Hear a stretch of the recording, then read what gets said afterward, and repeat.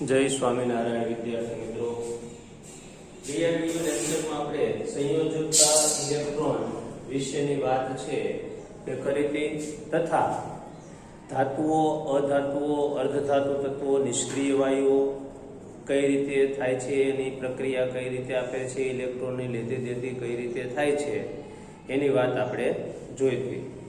આજે આપણે છે એ બે એવા સંયોજનો જોવા છે કે જેમાં ઇલેક્ટ્રોન છે એની આપલેથી સંયોજનો બનતા હોય, યાને કે આયનિક સંયોજનો.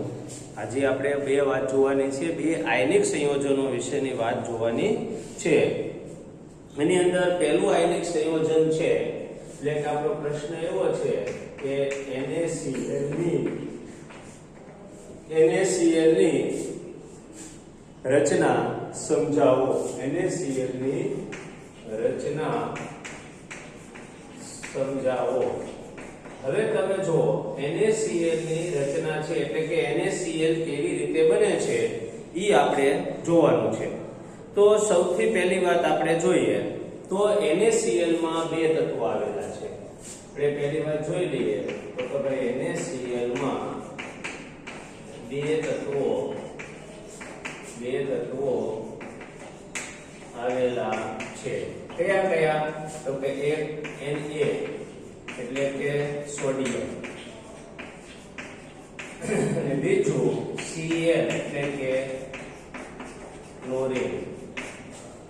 NaCl માં બે તત્વો આવેલા છે, એક Na અને બીજું Cl. બરાબર.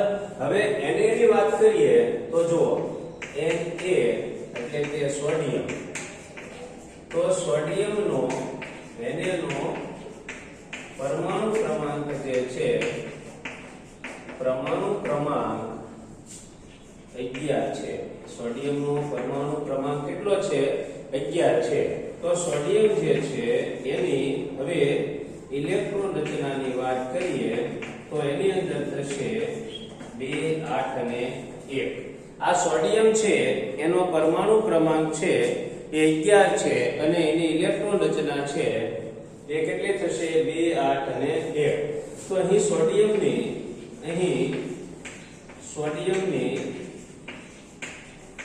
સોડિયમની બાહ્યતમ કક્ષામાં આપણે ગયા વખતે સમજ્યા છે બાહ્યતમ કક્ષા એટલે શું? બાહ્યતમ કક્ષામાં એક ઇલેક્ટ્રોન આવેલો છે.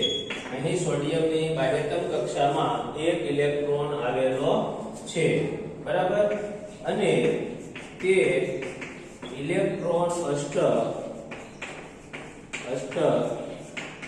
પૂર્ણ કરવા માટે તે એક ઇલેક્ટ્રોન ગુમાવવાનું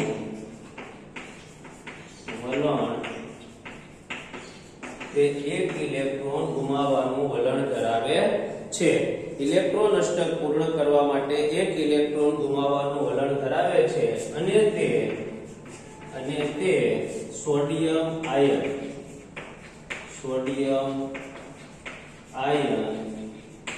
બનાવે છે.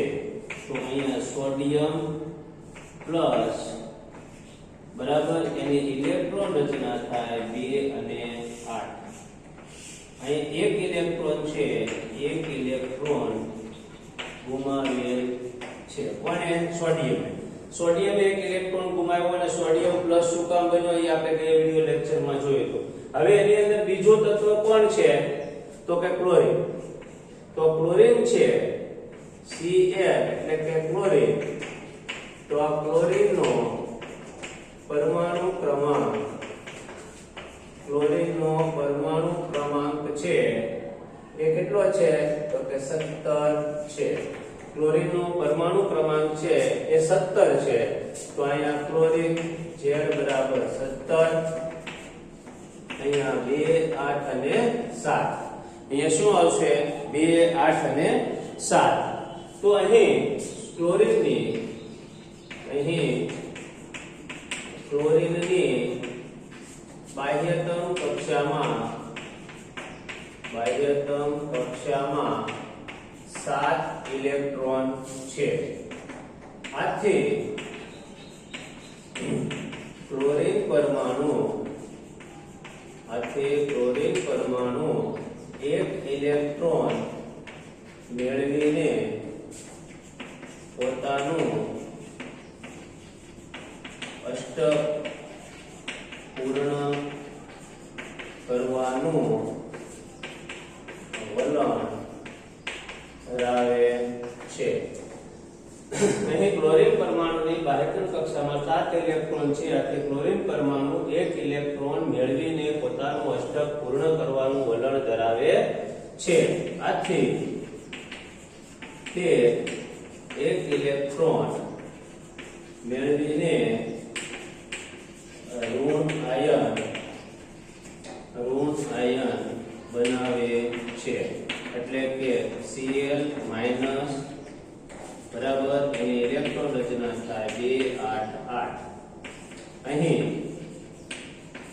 ક્લોરીન પરમાણુ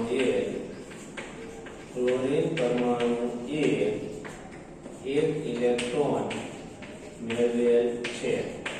ક્લોરીન પરમાણુએ એક ઇલેક્ટ્રોન મેળવેલ છે. હવે શું થાય? આ ઇલેક્ટ્રોન મેળવ્યો ક્યાંથી? તો કે સોડિયમે ગુમાવ્યો ત્યાંથી. તો અહીં સોડિયમ પરમાણુએ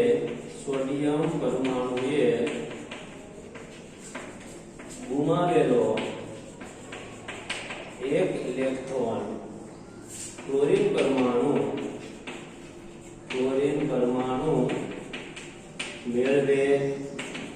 અહીં સોડિયમ પરમાણુએ ગુમાવેલો એક ઇલેક્ટ્રોન ક્લોરીન પરમાણુ શું કરે છે?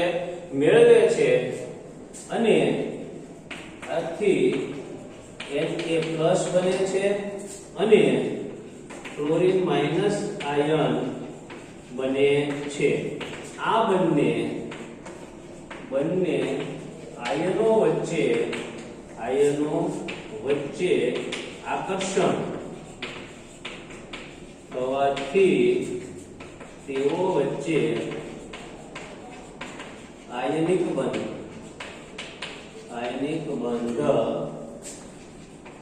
બને છે. આથી તેઓની વચ્ચે શું બને છે? આયનિક બંધ બને છે. હવે આમાં શું થાય? તો કે જો અહીંયા શું થશે? તો કે અહીંયા sodium plus Cl minus to give NaCl. તો આ રીતે છે એ Na અને Cl વચ્ચે આયનિક બંધ છે એ બને છે. શું બને છે? આયનિક બંધ. હવે આની ઇલેક્ટ્રોનિક રચના જો આપણે જોવી હોય તો સોડિયમ એની બાહ્યતમ કક્ષામાં એક ઇલેક્ટ્રોન બરાબર છે. પછી ક્લોરીન એની બાહ્યતમ કક્ષામાં કેટલા ઇલેક્ટ્રોન? 7 ઇલેક્ટ્રોન બરાબર છે. તો હવે અહીંયા શું બને છે? તો કે આ એક ઇલેક્ટ્રોન આને દાનમાં આપે છે એટલે કે અહીંયા સોડિયમ પ્લસ બને છે અને અહીંયા ક્લોરીન જે છે એ ક્લોરીનના એક ઇલેક્ટ્રોન કોનો આવે છે? આનો ના માઈનસ બને છે અને આના પરિણામે છે એ શું બને છે? NaCl આયનિક બંધ. શું બને છે? આયનિક બંધ. એટલે આ ઇલેક્ટ્રોનિક રચના થઈ કે એક ઇલેક્ટ્રોન એને શું કર્યો છે? ગુમાવ્યો છે અને આને એક ઇલેક્ટ્રોન શું કર્યો છે? મેળવ્યો છે. તો આ પ્લસ બને છે, આ શું બને છે? માઈનસ બને અને એની બેની વચ્ચે બંધ બને છે જેને આપણે શું કહીએ છીએ? આયનિક બંધ એવું કહીએ છીએ. આ NaCl વચ્ચેના આયનિક બંધની વાત થઈ. ત્યાર પછી બીજું આપણી ચોપડીમાં એક આપેલું છે બરાબર MgCl2 મેગ્નેશિયમ ક્લોરાઇડ. MgCl2 નો આયનિક બંધ છે એ સમજાવો. શું આપેલું છે હવે? MgCl2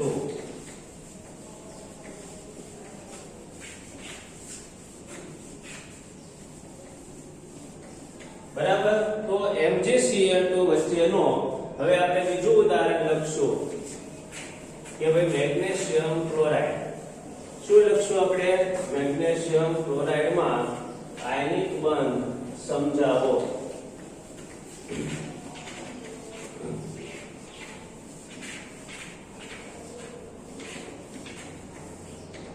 બીજી વાત આવશે મેગ્નેશિયમ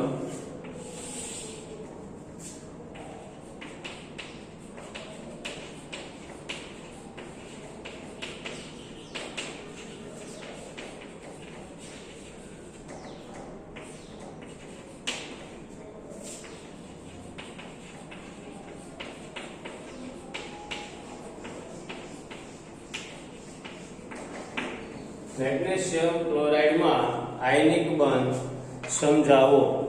હવે જુઓ મેગ્નેશિયમ ક્લોરાઇડમાં પાછું આપણે લખીએ તો ભાઈ મેગ્નેશિયમ ક્લોરાઇડમાં બે તત્વો આવેલા છે. જેમાં એક છે મેગ્નેશિયમ અને બીજું છે ક્લોરાઇડ. એક છે મેગ્નેશિયમ અને બીજું છે ક્લોરાઇડ. મેગ્નેશિયમ ક્લોરાઇડમાં અથવા તો ક્લોરાઇડ નો લખાણ તો ક્લોરીન. પહેલા તો આપણે ક્લોરીન છે, બીજું છે ક્લોરીન. હવે મેગ્નેશિયમનો પરમાણુ ક્રમાંક બરાબર 12 છે. આથી તેની ઇલેક્ટ્રોન રચના મેગ્નેશિયમ Z બરાબર 282 બરાબર. મેગ્નેશિયમની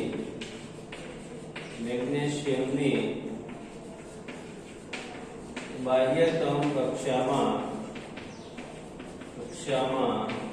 2 ઇલેક્ટ્રોન આવેલા છે.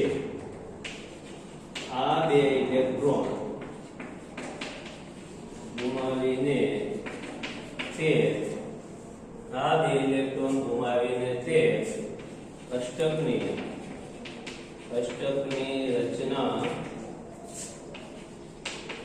પ્રાપ્ત આ 2 ઇલેક્ટ્રોન ગુમાવીને તે અષ્ટકની રચના છે એ પ્રાપ્ત કરે છે. બરાબર છે. અને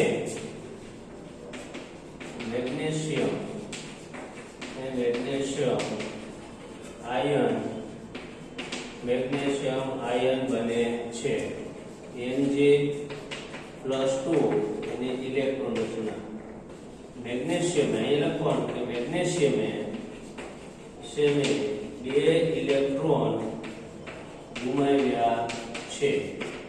બરોબર છે. અને Mg+2 આયન બને છે. અહીંયા કેટલા ઇલેક્ટ્રોન ગુમાવ્યા છે? મેગ્નેશિયમે 2 ઇલેક્ટ્રોન. અને અષ્ટકની રચના છે એ શું કરે છે? પૂર્ણ કરે. હવે બીજો તત્વ છે મેગ્નેશિયમ ક્લોરાઇડમાં બીજું તત્વ એ ક્લોરીન છે. તેનો પરમાણુ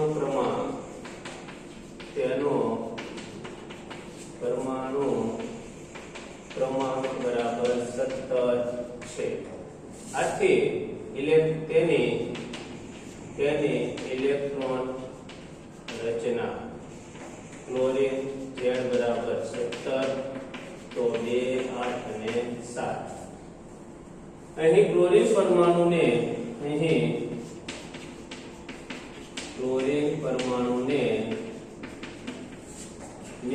ઇલેક્ટ્રોન અષ્ટક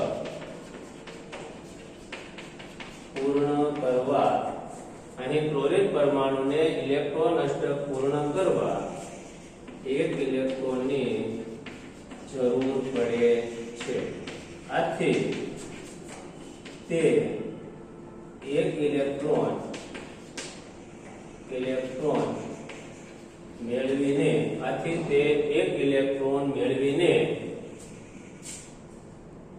ક્લોરાઇડ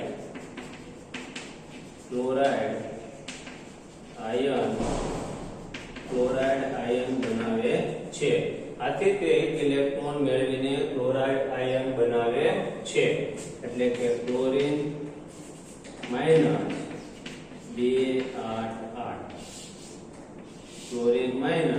એટલે એની અંદર બને છે 2 8 8 એટલે કે એક ઇલેક્ટ્રોન છે એ મેળવીને ક્લોરાઇડ આયન બનાવે છે. અહીં મેગ્નેશિયમ, હવે મેગ્નેશિયમ 2 ઇલેક્ટ્રોન ગુમાવે છે, જ્યારે ક્લોરીન એ એક ઇલેક્ટ્રોન મેળવે છે. આથી મેગ્નેશિયમ એ 2 ક્લોરીન પરમાણુ સાથે 2 ક્લોરીન પરમાણુ સાથે પ્રક્રિયા કરે છે અને મેગ્નેશિયમ ક્લોરાઇડ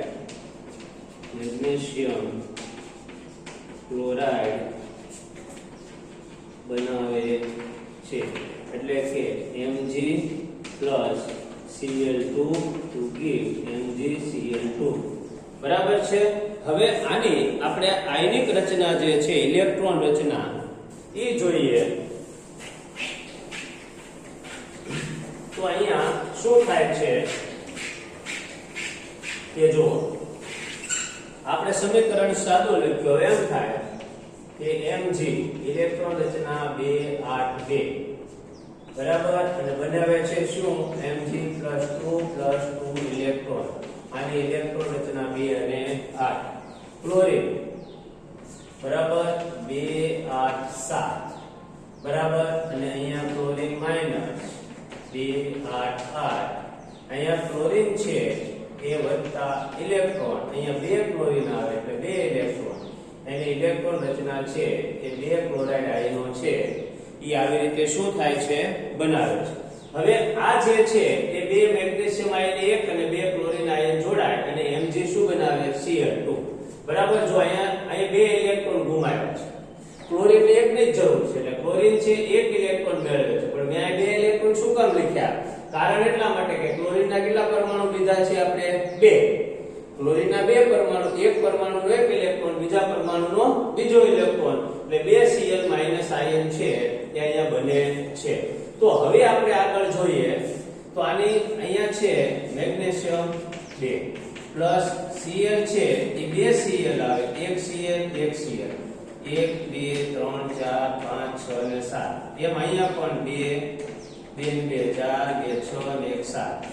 તો અહીંયા બનાવશે, અહીંયા Mg છે એ બંને સાથે બંને ક્લોરીનને 1 ઇલેક્ટ્રોન આપશે. જો હવે અહીંયા છે એ આવી રીતે બને છે, આ 2 બરાબર છે. તો અહીંયા આવી રીતે છે એ MgCl2 બનાવે છે. બરાબર છે. તો આને કહેવામાં આવે છે મેગ્નેશિયમ ક્લોરાઇડ. બરાબર. તો આ મેગ્નેશિયમ ક્લોરાઇડ છે, એમાં મેગ્નેશિયમ 2 ક્લોરીન સાથે પ્રક્રિયા કરી અને મેગ્નેશિયમ ક્લોરાઇડ બનાવે છે. આની ઇલેક્ટ્રોન રચના છે, આયનિક રચના છે, એના સાદું સમીકરણ છે. આ ત્રણેય વસ્તુ આપણે લખી. હવે આ સંયોજન છે એ પણ આયનિક સંયોજન છે. આયનિક સંયોજન અને બીજું એક આવે છે જે આપણે આગળ આવશે ત્યારે જોઈશું. બરાબર. સહસંયોજક સંયોજન. સંયોજનો 2 પ્રકારના હોય, એક છે આયનિક સંયોજન અને બીજું છે સહસંયોજક સંયોજન. હવે આયનિક સંયોજન કોને કહેવાય અને સહસંયોજક સંયોજન કોને કહેવાય? જો ઇલેક્ટ્રોનની આપલેથી બને, અહીંયા ઇલેક્ટ્રોન છે, પહેલામાં સોડિયમે ઇલેક્ટ્રોન આપ્યો અને ક્લોરીને ઇલેક્ટ્રોન મેળવ્યો. બરાબર છે. સેમ વે અહીંયા છે મેગ્નેશિયમમાં મેગ્નેશિયમે ઇલેક્ટ્રોન આપ્યા અને ક્લોરીને ઇલેક્ટ્રોન મેળવ્યા. બરાબર છે. એટલે ઇલેક્ટ્રોનની આપલે થઈ અને આયનો બન્યા. ઇલેક્ટ્રોનની આપલે થઈ અને શું બન્યા? આયનો બન્યા.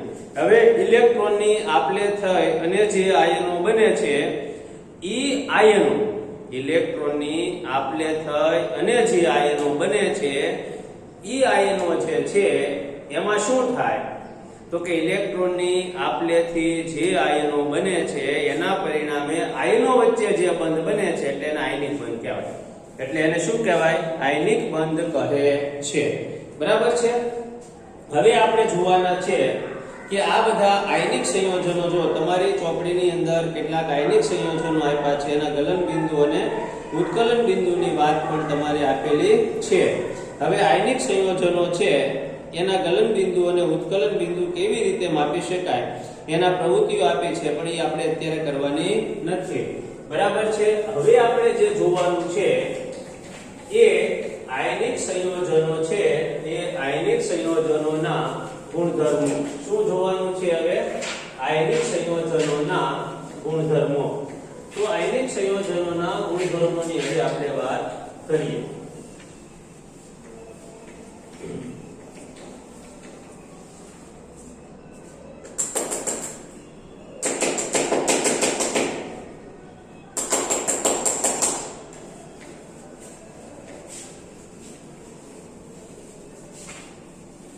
હવે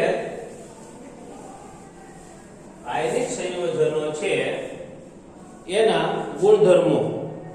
તો એની અંદર સૌથી પહેલા છે આપણે પ્રશ્ન લખશું કે ભાઈ આયનિક સંયોજનોના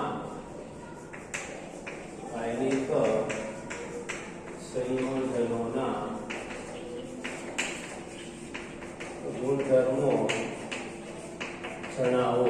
આયનિક સંયોજનોના ગુણધર્મો જણાવો. એની અંદર પહેલું આવે છે ભૌતિક સ્વભાવ. પહેલું શું છે? ભૌતિક સ્વભાવ. આપણે લખીએ તો કે ભાઈ આયનિક સંયોજનોના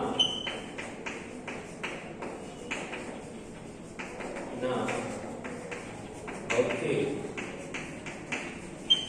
ગુણધર્મો નીચે મુજબ છે. એમાં પહેલું ભૌતિક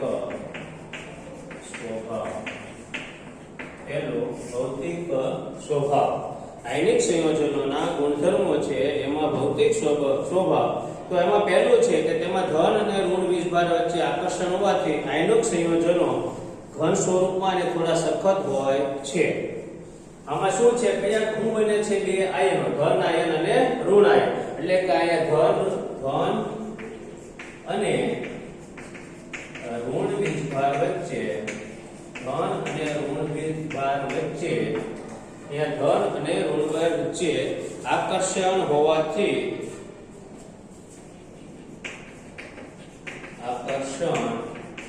ધન અને ઋણ વીજભાર વચ્ચે આકર્ષણ હોવાથી આયનિક સંયોજનો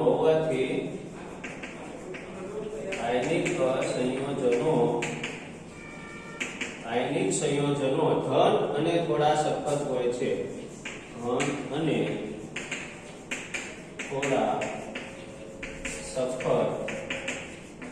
આયનિક સંયોજનો સખત હોય છે. આ સંયોજનો સામાન્ય રીતે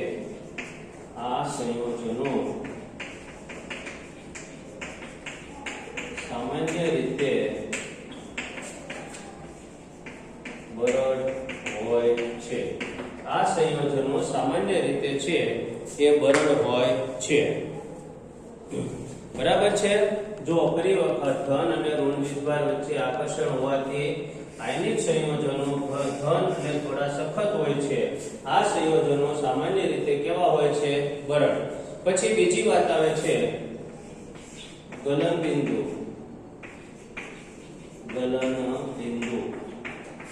આ જે છે એ સંયોજનોના ગલન બિંદુ અને ઉત્કલન બિંદુ.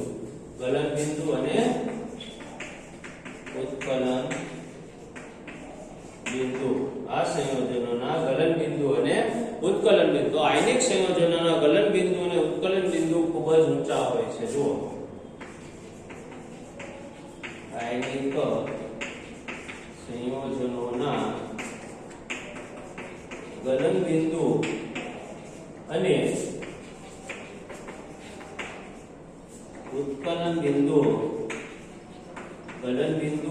ઉત્કલન બિંદુ ખૂબ ઊંચા હોય છે. ખૂબ જ ઊંચા હોય છે. આ ગલન બિંદુ અને ઉત્કલન બિંદુ ખૂબ ઊંચા હોય છે. તેઓના અણુને તોડવા માટે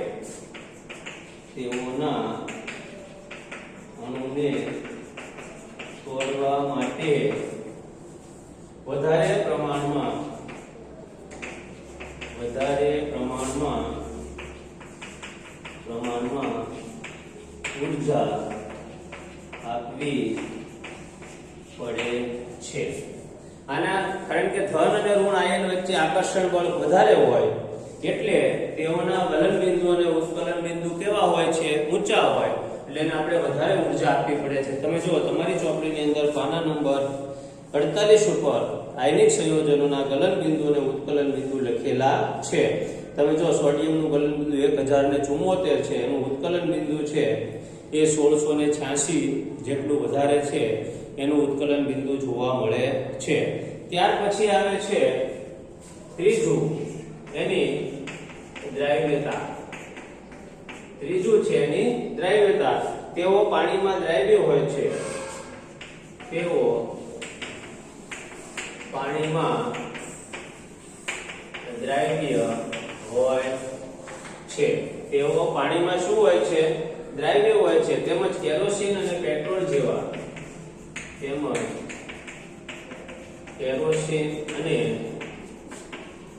પેટ્રોલ જેવા દ્રાવકમાં અદ્રાવ્ય હોય છે. ત્યાર પછી ચોથું છે વિદ્યુતનું વહન.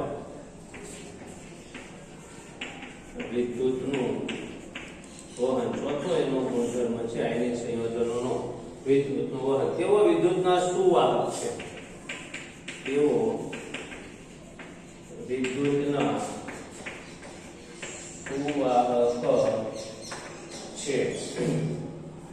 તેમાં ગતિશીલ પદાર્થને કારણે તેઓ ગતિશીલ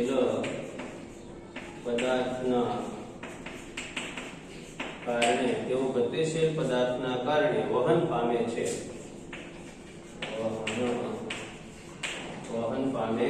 અને તેઓનું જલીય દ્રાવણ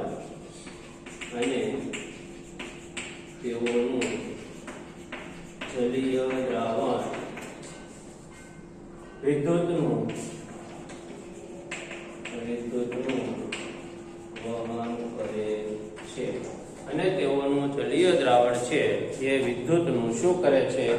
વહન કરે છે. તેઓ જો વિદ્યુતના સુવાહક છે, તેઓ ગતિશીલ પદાર્થને કારણે વહન પામે છે અને તેઓનું જલીય દ્રાવણ વિદ્યુતનું શું કરે છે? વહન કરે છે. તો આ ચાર એના શું છે? કયા ઓલાના આયનિક સંયોજનો છે એના શું છે? ગુણધર્મો. બરાબર છે. તો આપણે આજે જોયા બે આયનિક સંયોજનો. કયા કયા બે આયનિક સંયોજનો જોયા? તો એક સોડિયમ ક્લોરાઇડ અને બીજું જોયું મેગ્નેશિયમ ક્લોરાઇડ. ત્યાર પછી આયનિક સંયોજનોના ચાર ગુણધર્મો. હવે આવતા વખતે આપણે જોવાનું છે ધાતુઓ છે એના શુદ્ધિકરણની વાત વિશે આગળ આપણે જોઈશું. અત્યારે આપણે એટલું રાખીએ છીએ. અસ્તુ. જય સ્વામિનારાયણ.